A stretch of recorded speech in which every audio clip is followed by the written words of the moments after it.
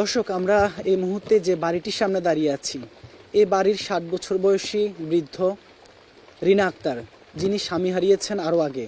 5 মেয়েকে নিয়ে যার আসলে সংসার, 3 মেয়ে বিয়ে দিয়েছেন, আরও 2 মেয়ে বাকি আছে। সেই রিনা আক্তার যে ঘরটিতে থাকতেন, সেই ঘরের চিত্র আসলে এখন এই মুহূর্তে। ঘরটি তিনি একেবারেই হারিয়েছেন। আয় রোজগারের কোনো মানুষ নেই, নেই কোনো ছেলে সন্তান। 3 মেয়ে বিয়ে দিলেও বাকি 2 মেয়ে এখনো বিয়ে দেয়া বাকি। সে রিনা আক্তার মাথা গোজার যে ঠাইটুকু, সে ঠাইটুকু আসলে তিনি একেবারে হারিয়েছেন। আমরা আসলে রিনা আক্তারের যে দুঃখ, সেটি আসলে একটু জানার চেষ্টা করব। একেবারে প্রত্যন্ত অঞ্চল হওয়াতে, যে প্রধান সড়ক থেকে কয়েক কিলোমিটার ভিতরে হওয়াতে, এই জায়গাগুলোতে আসলে সেভাবে মানুষের যে আশা, সেটি আসলে হয় না, যার কারণে এরকম অনেক রিনা আক্তারের গল্প আসলে রয়ে যায় আড়ালে। আমরা রিনা আক্তারের সাথে একটু কথা বলবো, তার কাছ থেকে একটু জানতে চাইবো। একটু যদি একটু বসেন, আপনি একটু বসেন, আমরা একটু আপনার সাথে কথা বলি। কিভাবে আসলে আপনার সময় কাটছে?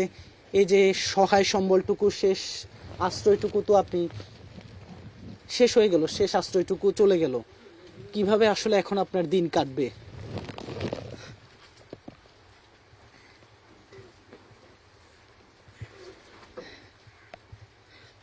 কি হয় এখানকার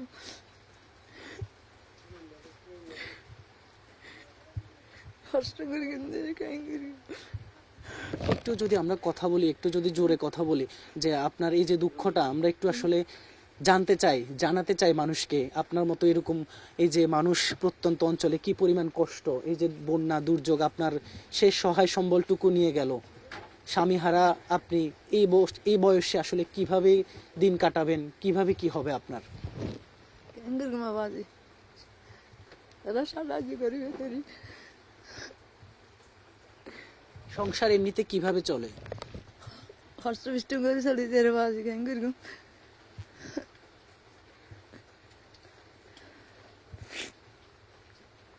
আরো সাহায্য করিবেন, তারা কষ্ট বিষ্ট করে চলিতে হইবেন। আল্লাহ আল্লাহ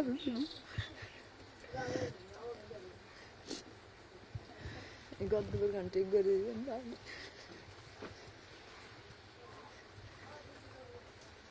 তিনি আসলে যে কান্না, তার কান্নার জন্য তিনি আসলে কথা বলতে পারছেন না।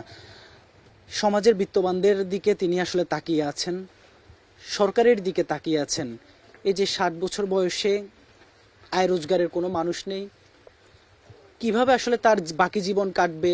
যে মাটির ঘরটুকু ছিল, যেটি দিয়ে তার মাথা গোজার ঠাঁই হতো, সেই ঘরটুকু আসলে বন্যায় যখন একেবারে ধ্বংস করে দিয়েছে, এখন এই মুহূর্তে তার আসলে অসহায় হয়ে এক উপরওয়ালার দিকে তাকিয়ে থাকা ছাড়া আর বিত্তবানরা যদি এগিয়ে না আসে, সরকার যদি এগিয়ে না আসে, তাহলে আসলে রিনা আক্তারের যে ভবিষ্যৎ, সেটি অনেকটাই অনিশ্চিত। তিনি তার যে দুই মেয়ে নিয়ে, 3 মেয়ে বিয়ে দিয়েছেন, বাকি আরও 2 মেয়ে, সেই 2 মেয়ে নিয়ে তিনি আসলে কিভাবে দিন পার করবেন, সেটি তিনি আসলে এখনও বলতে পারছেন না। তাই তিনি তাকিয়ে আছেন সরকারের দিকে, বিত্তবানদের দিকে। এটি বাহারছড়া ইউনিয়ন, বাঁশখালীর বাহারছড়া ইউনিয়নের 7 নম্বর ওয়ার্ডের হাদি মুহির বাড়ি বলা হয় এই বাড়িটিকে।